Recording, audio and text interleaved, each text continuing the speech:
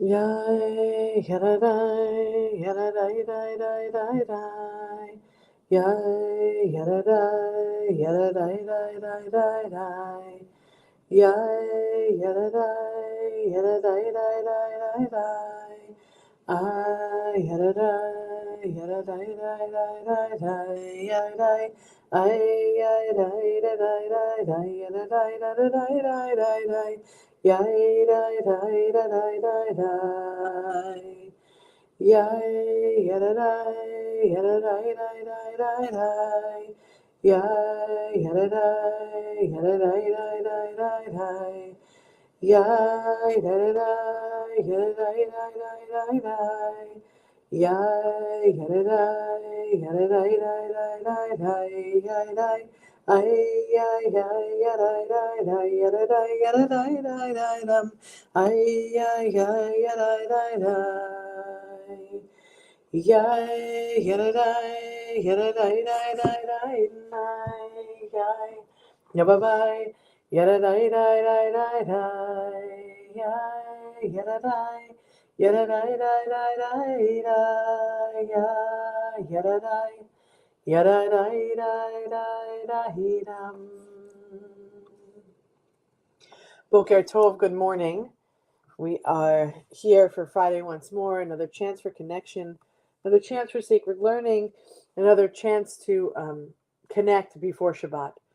And so we come here to unpack Torah, learning, sacred teaching, tradition, holiday, you name it, we're here to talk about it, to discuss it, to learn with and from each other. And so we are in the midst of Parshat Vayechi, and we're continuing that learning together this morning.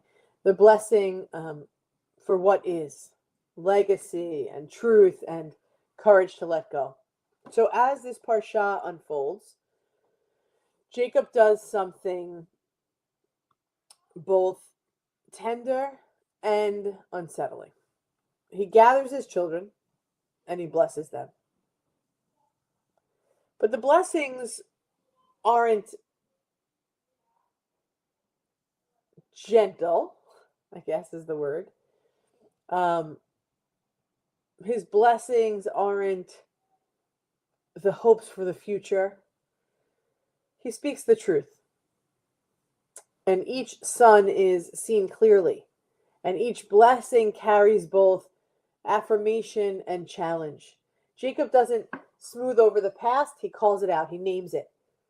It's not the kind of blessing you're probably expecting or would expect for yourself at the end of life, where usually those kind of blessings are soft or reassuring. But Jacob offers something deeper, honestly rooted in love, but not sugar-coated. Jewish tradition says a blessing isn't about telling someone who we wish they were. It's about affirming who they actually are and calling them toward something they may become. So seeing you as you are and asking you, hoping for you, praying for you to become whatever it is. So it's a little bit different than everything is not unicorns and rainbows, right? And candy. It is, hey, this is what I see and this is what I hope. And that takes courage. Not sugarcoating life is a challenge, especially for parents. So Reuben is reminded of his lost potential. Shimon and Levi are confronted with unchecked anger, their ability to just blow up. Yehuda or Judah is acknowledged for leadership that grew out of failure and responsibility. Jacob's not punishing, but he doesn't rewrite history either. He models this sacred balance, emet, truth, without cruelty, and ahava, love, without denial. This is the heart of legacy work. Legacy is not, as we know, about being remembered as perfect.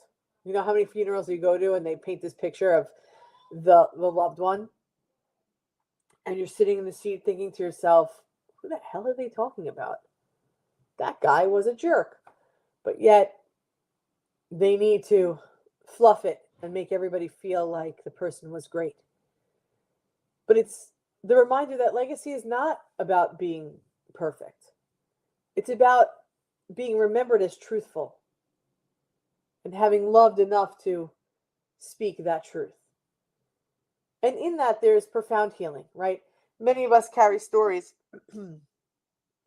we wish were different. Family dynamics, moments of regret, words we wish we said or didn't say. And this Parsha Vayechi teaches us that legacy is not created by erasing truth, but by integrating them with compassion. Jacob blesses not from some nostalgic moment, but from the wisdom that he holds. He understands that what is unnamed cannot be healed.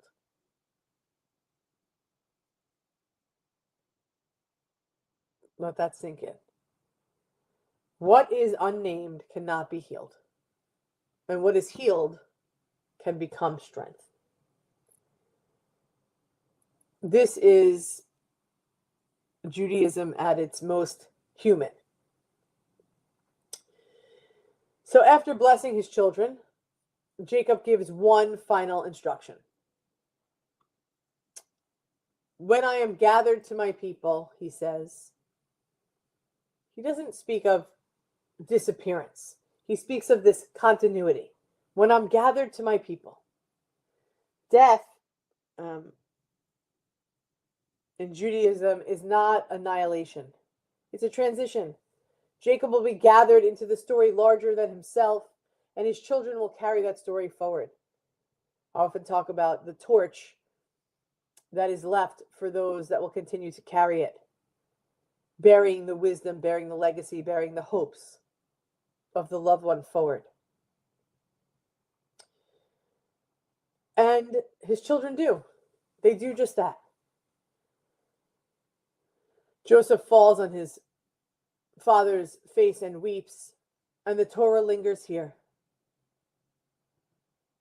It's one of those moments that holds weight, and it feels like we're stuck here for a second. Reminding us that even faith-filled endings are painful. Judaism never demands this emotional restraint in the face of loss.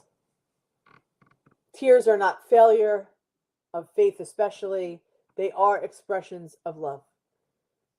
Joseph does something quietly extraordinary. After Jacob's death, the brothers fear revenge. I mean, they threw him in a pit. Hello. They worry that Joseph's forgiveness was only for their father's sake. And Joseph responds in the words that echo throughout generations, do not be afraid. Am I in the place of God? This is humility at its highest level. For Joseph refuses to claim some sort of superior moral status. He refuses to rewrite the past, and he refuses to let fear define the future. He says instead, you intended harm, but God intended good.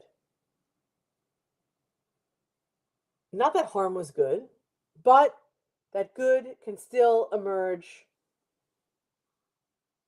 from that which was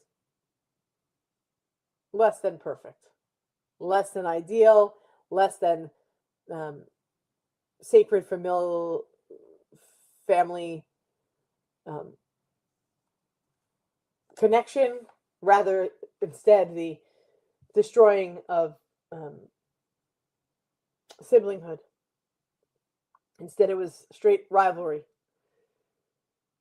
But instead of going to that place of negative, that pit, rather to see that, hey, good can still come from that which was easily to be responded to with revenge. That is the final teaching of Vayechi. Not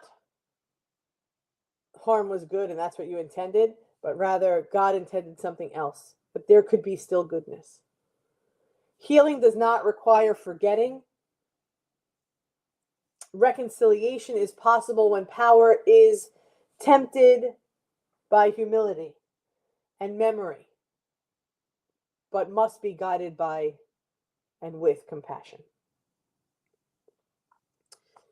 So as we reflect on this week and the week gone by and approaching Shabbat, what truths in our own lives might need to be named? Not to wound, but to heal. What blessings could we offer others by seeing them clearly rather than ideally?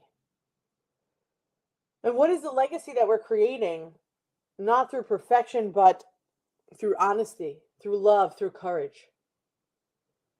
Vayechi teaches us, dear friends, how to live at the intersection of endings and beginnings. Not beginnings and endings and beginnings, right? We ended 2025, we're beginning together 2026. Can we bless honestly? Can we love deeply? And can we let go without abandoning one another? May we learn from Jacob to speak the truth with compassion, from Joseph to wield power with humanity and humility, and from this final parsha of Genesis, of Bereshit, to carry our stories forward, not unchanged, but redeemed. Chazak, chazak, v'nit chazek.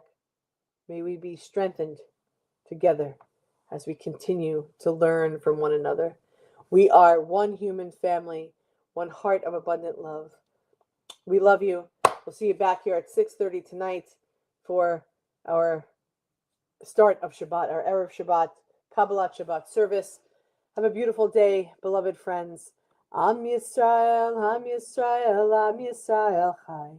Am Yisrael, Am Yisrael, Am Yisrael Chai. Am Yisrael, Am Yisrael, Am Yisrael Chai. Am Yisrael, Am Yisrael, Am Yisrael Chai. Ora Avinu Chai.